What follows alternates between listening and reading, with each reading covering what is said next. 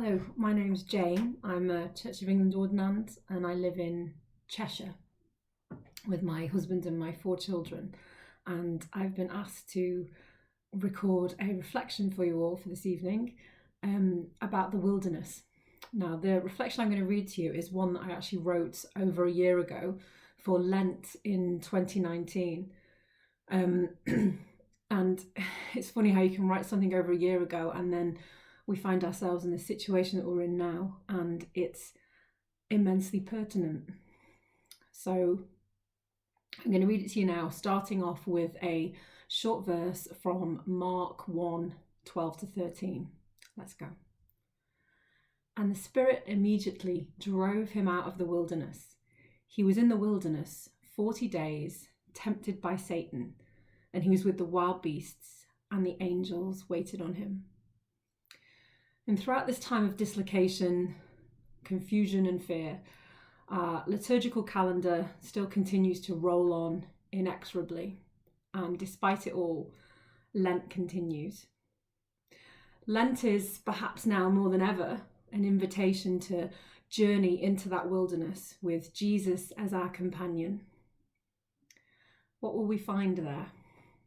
Beasts or angels or both? The wilderness probably isn't complete without a combination of the two.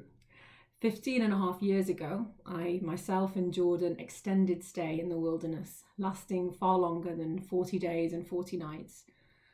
This was long before I believed in God or before I really knew who Jesus was. This is my short reflection on that experience and what I encountered there. It was early in the morning when the taxi driver pulled up outside my apartment block.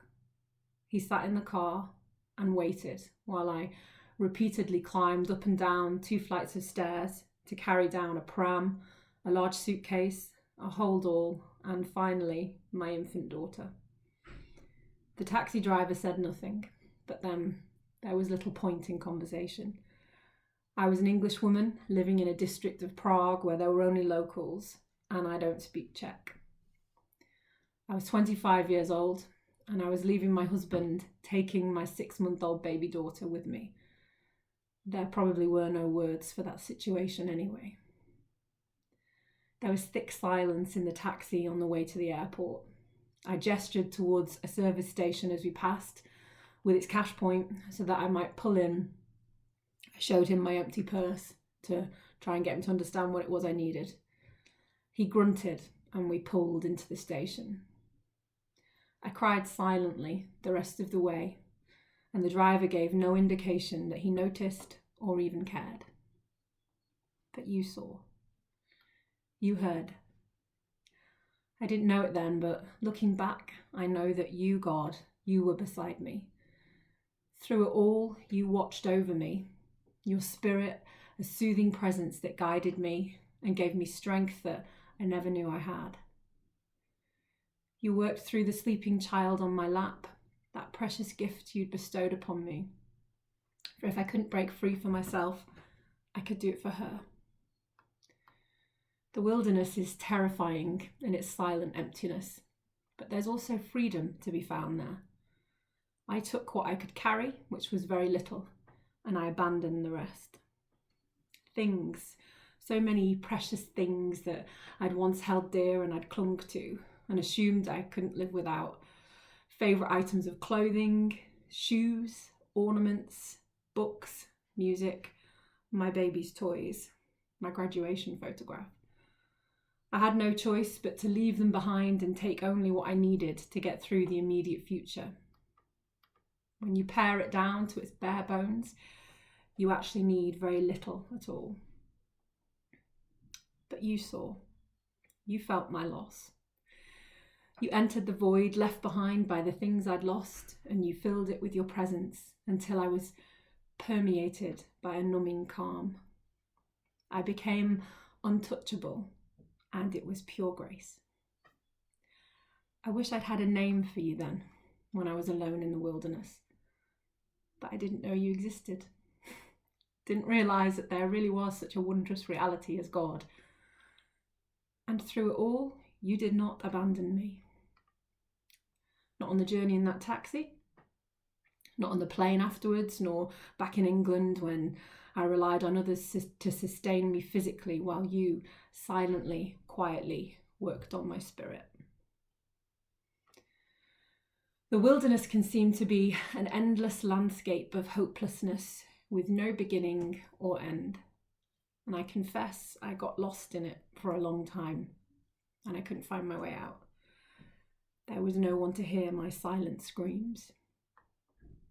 But you heard. You understood. And eventually you showed me the way out. You didn't leave my side, and you've not left it since. Eventually, like arriving in Emmaus, I recognized you for who you are, and you lit a fire in my heart that's burned steadily ever since. There was no blinding light. This was no Damascene moment. Instead, there was a gradual awakening, an inexorable unveiling as I knocked on the door of faith and asked questions about who you are. I thank you every day for the people who you sent to answer me. I will never not be aware of how you work through others, nor underestimate how you work through me. Now, every year, I intentionally return to the wilderness to remind myself of the lost things and that hollow place that once existed inside me and which I dared not even question. Now there is you and me together in the wilderness, and I will never be alone again. My prayer for us all during this seemingly ceaseless time of Lent is that we come to know God better through spending time with him in the wilderness, that we cease to mourn the lost things in our lives and instead find peace and sanctuary in him. I pray we journey safely in the wilderness. I pray we wrestle with beasts and have conversations with angels. I pray we stick to the path laid straight before us.